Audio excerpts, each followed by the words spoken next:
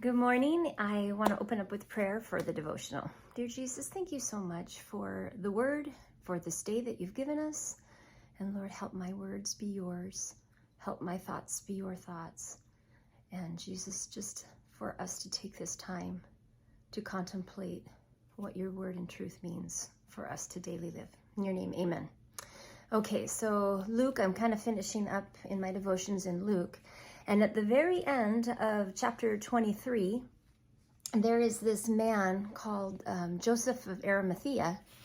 And Joseph of Arimathea asked if he could take the body of Jesus.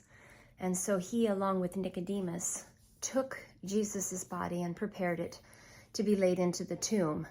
And as I did some research on who Joseph of Arimathea was, it listed him as a rich man.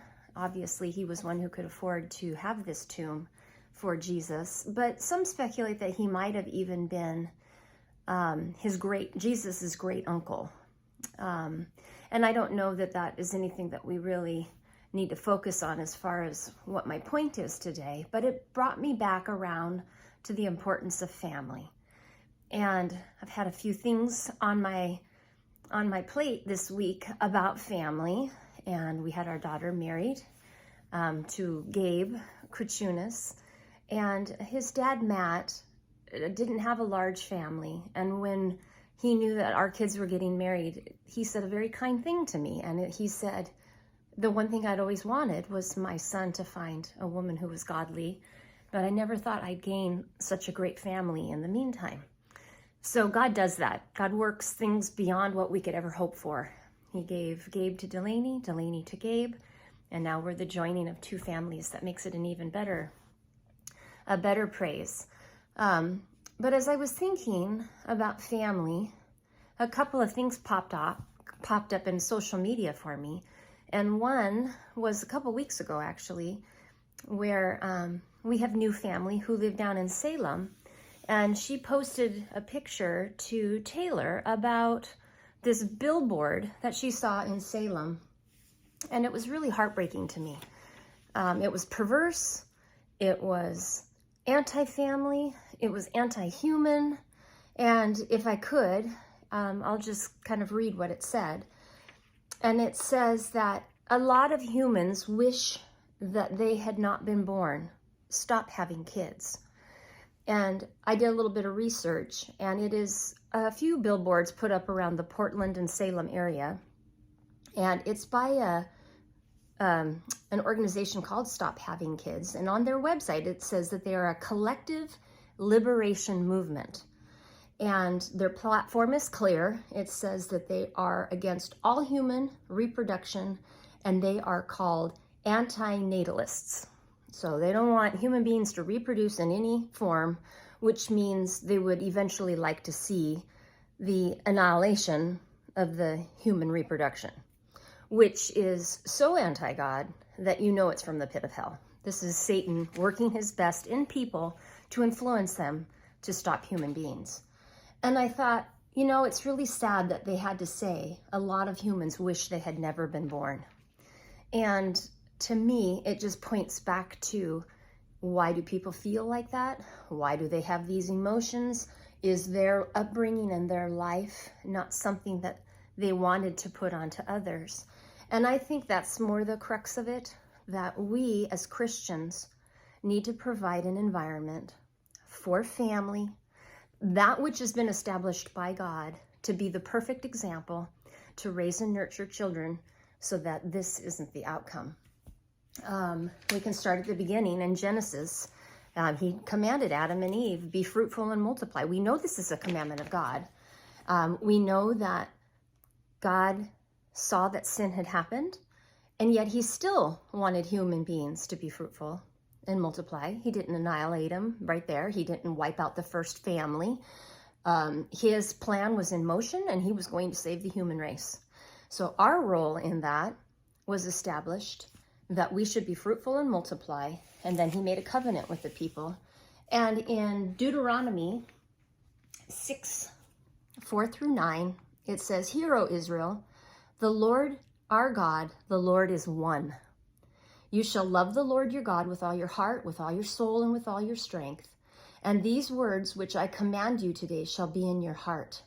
You shall teach them diligently to your children, and shall talk of them when you sit in your house, when you walk by the way, when you lie down, and when you rise up. You shall bind them as a sign on your hand, and they shall be as a frontlets between your eyes. And you shall write them over the doorposts of your house and on your gates. So to me, right there, be fruitful and multiply, love the Lord your God, and create this environment which you are always focusing on God because you love him with all your heart, soul, and strength.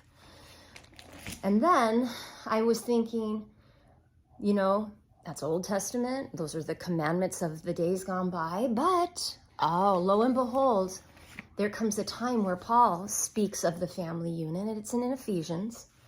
It's in Ephesians chapter 5, and it talks about how the hierarchy of the family should be wives, husbands, mothers, fathers, and it continues on in a way which is a beautiful story of an environment created to where we would produce the best outcome, the perfect outcome. And if we can all rise to that, it would be the perfect outcome, but we know there's no perfect parent. We know there's no perfect environment. And it's interesting here that it's on the parents.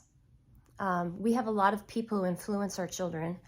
We have teachers, we have pastors, we have other adults, authority, we have, police, firemen, doctors. We have all of that, but it's laid on the parents.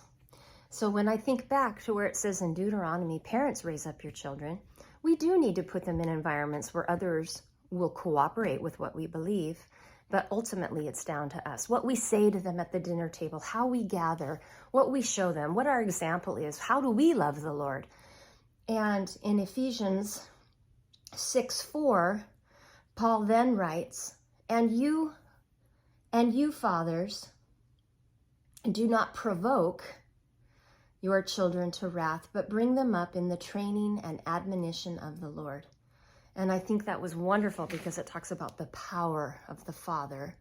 But he's talking about parents in cooperation here. And Paul being a Roman citizen, it was interesting when I was doing my research that the father was the ultimate authority. And if the father had an heir born to him, it was laid at his feet. And if the father was going to take responsibility for this child, he would pick it up and accept it. If not, he would walk away. And what they did with those children that were not accepted is they were taken to the town square. And basically those children were raised by slaves and subordinates and prostitutes or anybody that would take this child. So I think that the contrast of what society says that we should do and what God says to do are huge and vastly different. One other thing that just popped up yesterday was I think it was a study out of Oxford, and they were able to link 27 million people into the largest family tree, according to genomes and however they do that. Math, that's too much math for my brain to figure out. But it got me thinking, that's a lot of people and how they're trying to trace us back to a family tree.